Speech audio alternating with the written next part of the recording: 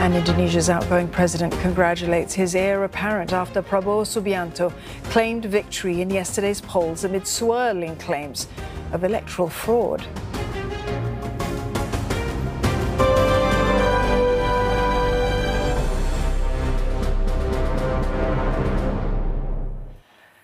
For more analysis on the elections, let's head to our studio in Jakarta, where CNA's Loke Wei Sue is standing by.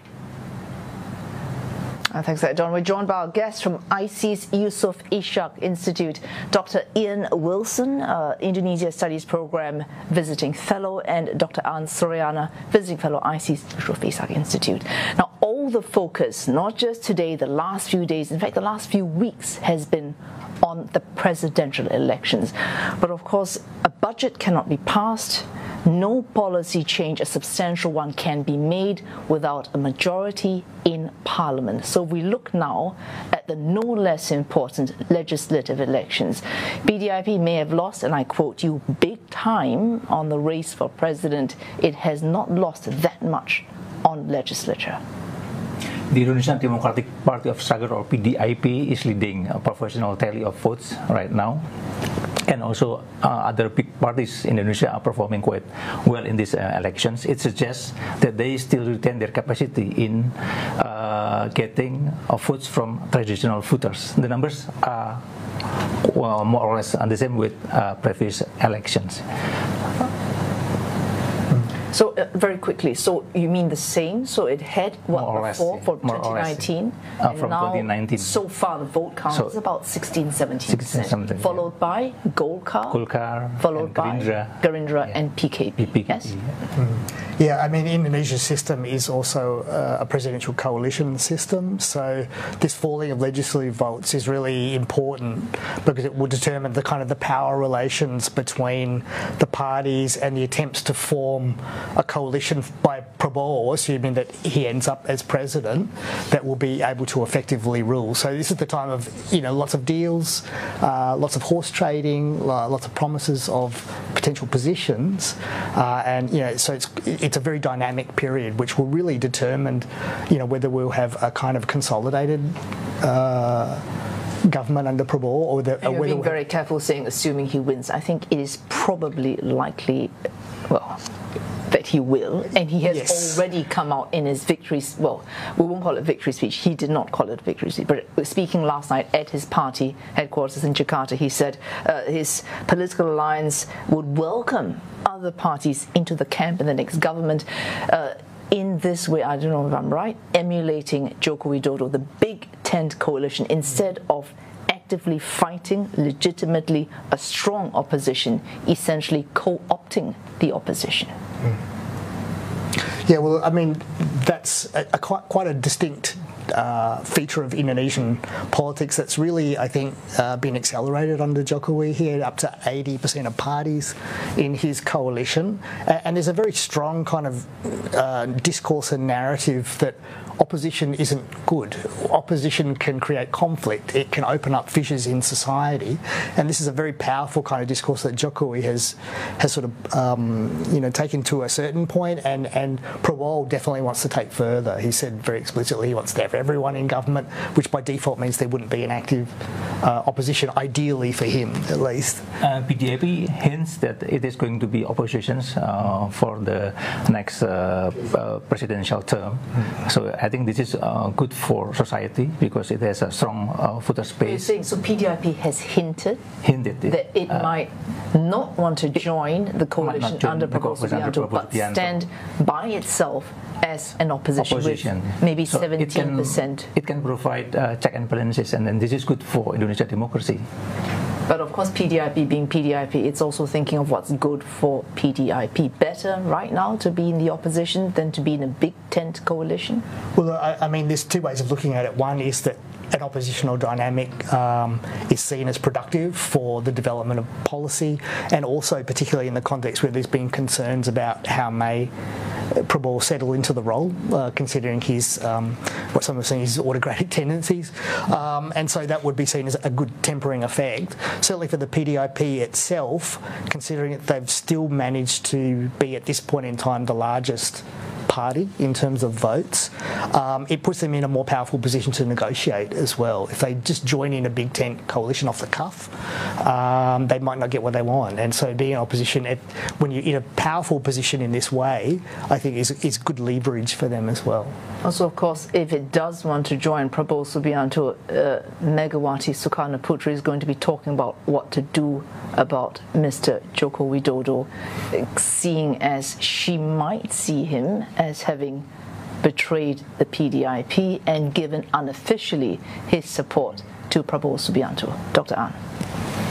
Yeah, this is quite difficult for, to be joining with coalitions between Joko Widodo and Megawati Soekarno-Putri, because Jokowi already backed Prabowo in these elections, and then that's why probably PDIP is more comfortable performing as oppositions rather than joining with that big coalitions with Prabowo.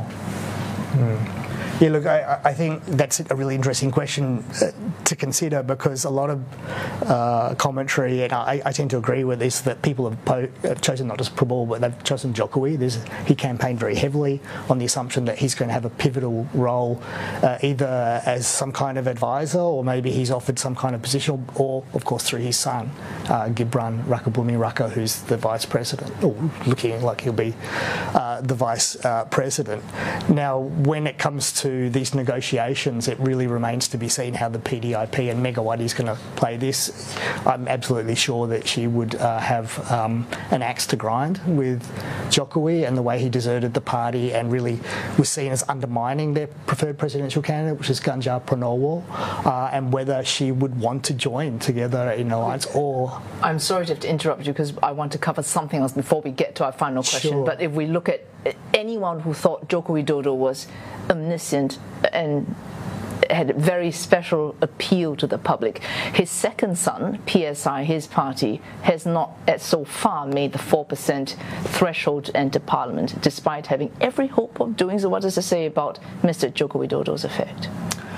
Yeah, well, I mean, it potentially shows some limits on it, because the idea was that PSI would become a vehicle potentially for Jokowi once he'd severed the relationship with the PDIP. So it's just always going to be a small party, and as you said, it looks like it's not going to reach the threshold, which is quite telling insofar as the Jokowi effect is seen as being fundamental to Prabowo, looking like he's convincingly won the presidency, but the PSI doesn't look like it's going to get through. And so that potentially leaves Jokowi a bit out in the cold insofar as he might not have this political vehicle to try and build his own power base that's separate from the other parties, particularly the PDIP, who I'd be surprised won't have much to do with him.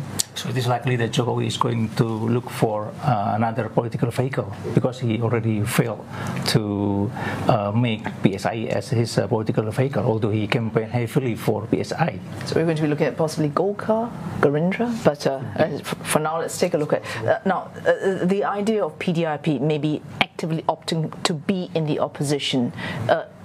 People might want that, because we've had clear sounds, there's not even rumours, from Garindra's deputy chairman saying that once the new government is in place, they will be looking into moving back to the constitution in 1945, therefore erasing the gains made, possibly, if you look, the constitutional gains, the legal gains, civil society gains between 1945 to now. What would that mean for Indonesia, if that should really happen, Dr. An? So basically, Prabowo once said that he would like to have more centralized governance in Indonesia, and then actually it is not going to be good for Indonesia, because it means that the central government will have more role, and then it tends to be autocratic. And actually the PDIP is also having the same view, that they want to have more centralized governance as well, and hopefully there are more oppositions, especially from civil society. And you feel that there will be less comprehensive and consistent and strong opposition in that case? Yes. Yeah, I mean, I tend to agree that there's been sort of downward pressures on the extent of electoral democracy. And I tend to think that one of the main protections for it isn't necessarily a deep commitment to it by political parties who often approach it quite instrumentally. And the PDIP has been quite instrumental in its view of trying to shrink electoral space because they have to find electable candidates and there's all the uncertainties around it that some of them are clearly a bit tired of. But the difficulty that they have, if you look at it from that perspective, is that elections are deeply popular. Indonesia's voluntary system, it has routinely around 80% participation rates, which is much higher than many established democracies in Europe or the United States. So we will see this tension between a kind of a popular party that has this sort of mandate of representing the common folk, but also this moves towards re-centralisation. And if it's in the opposition, it has every vested interest in challenging Gerindra party. Yes? Yes. All right, thanks so much for joining us and sharing your insights with us in our studio in Jakarta. Dr. Ian Wilson, Visiting Fellow, Indonesia Studies Programme, and Dr. Ann Suryana, Visiting Fellow, Regional Social and Cultural Studies Programme, also Yusof Ishak. Thank you. Thank you.